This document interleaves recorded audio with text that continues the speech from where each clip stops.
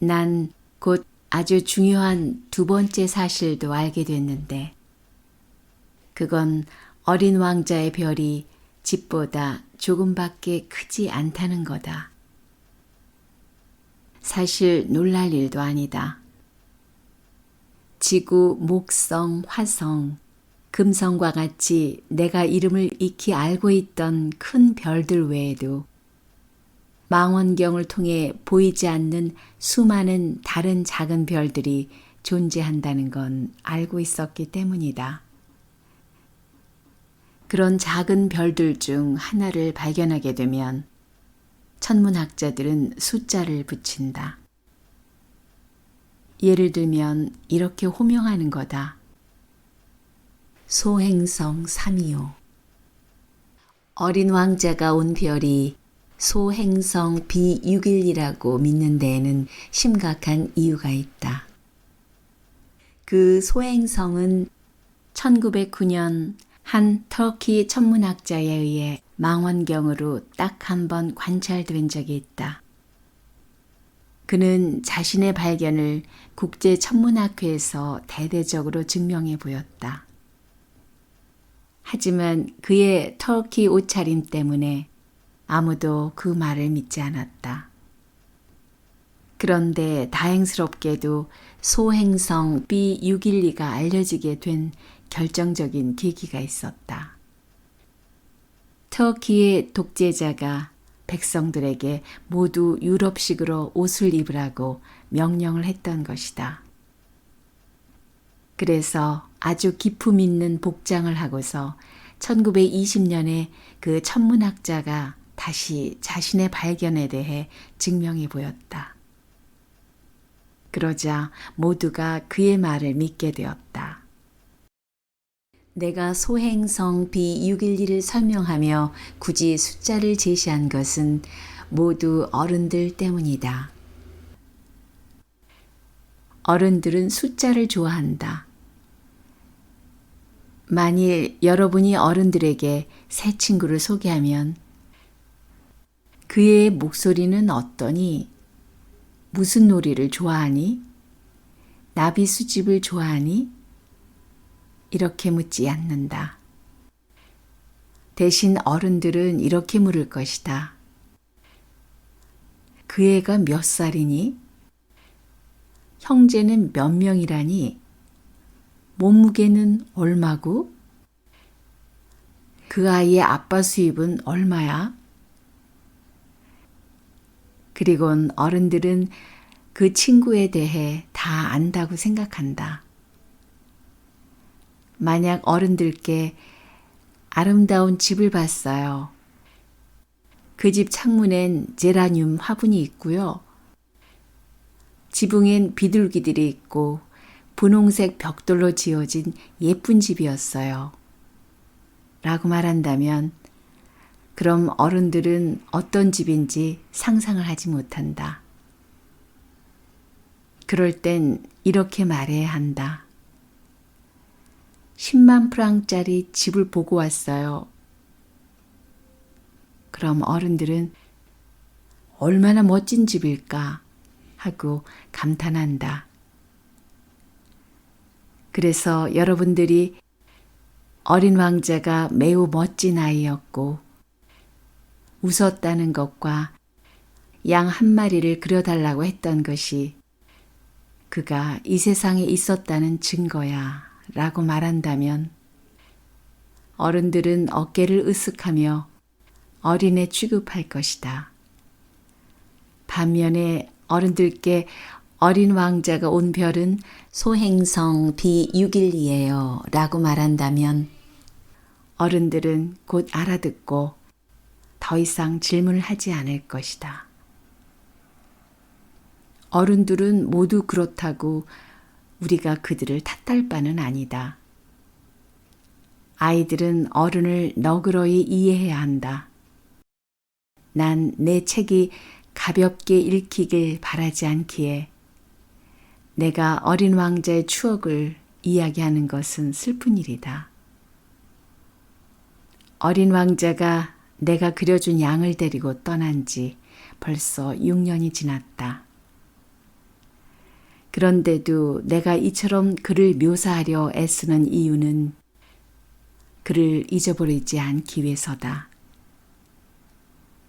만약 내가 어린 왕자를 잊는다면 나 역시 숫자 이외에 어떤 것에도 흥미를 느끼지 못하는 어른들처럼 될지 모른다.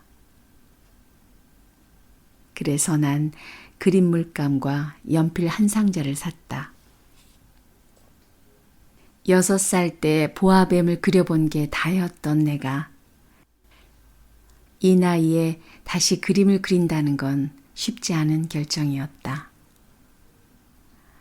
물론 내가 가능한 한 어린 왕자의 모습과 가장 비슷하게 그리려 할 것이다.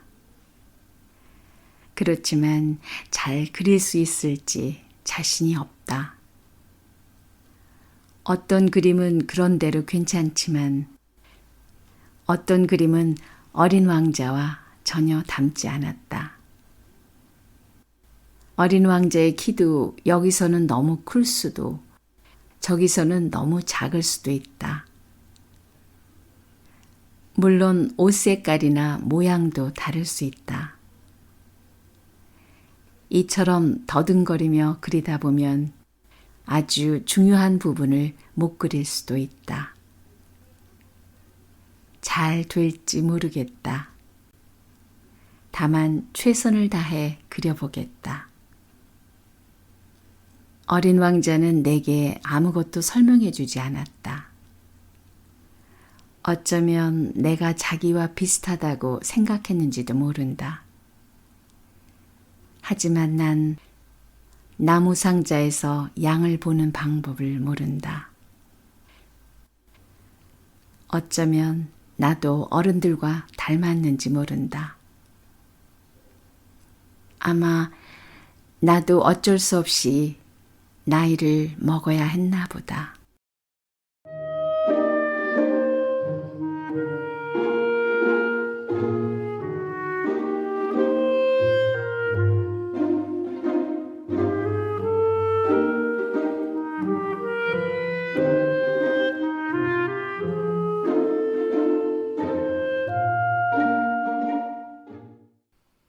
시간이 지남에 따라 난 어린 왕자의 별과 그의 여행에 대해 조금씩 알게 되었다.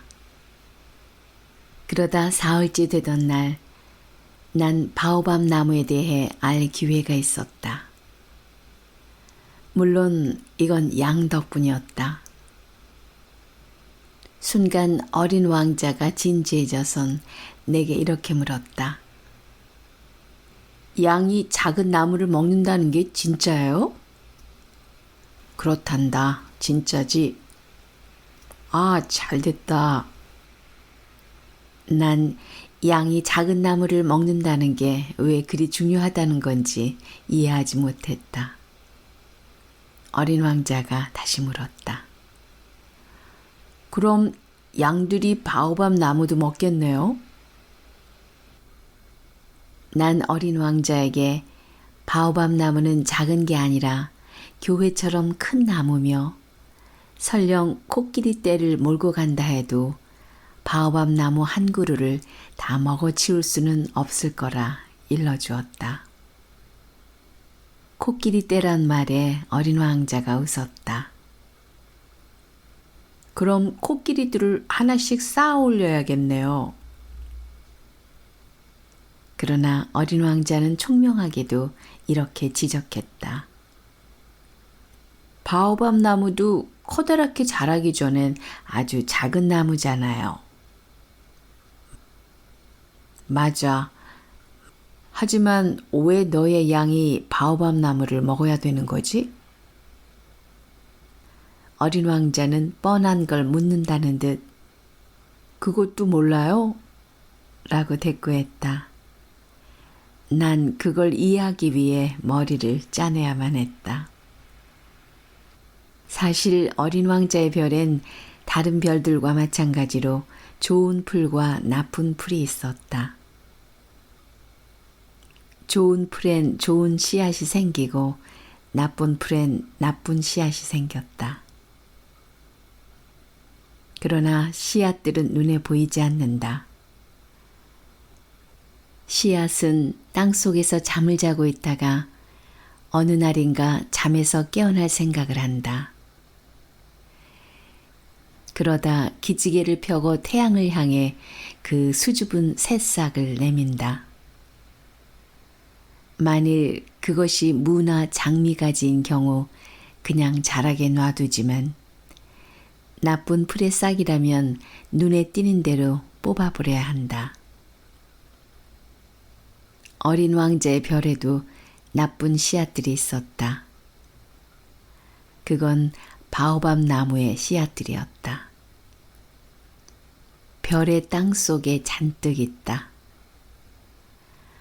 바오밥 나무가 생기고 일찍 손을 쓰지 않으면 아무리 애를 써도 영영 없애버릴 수가 없다.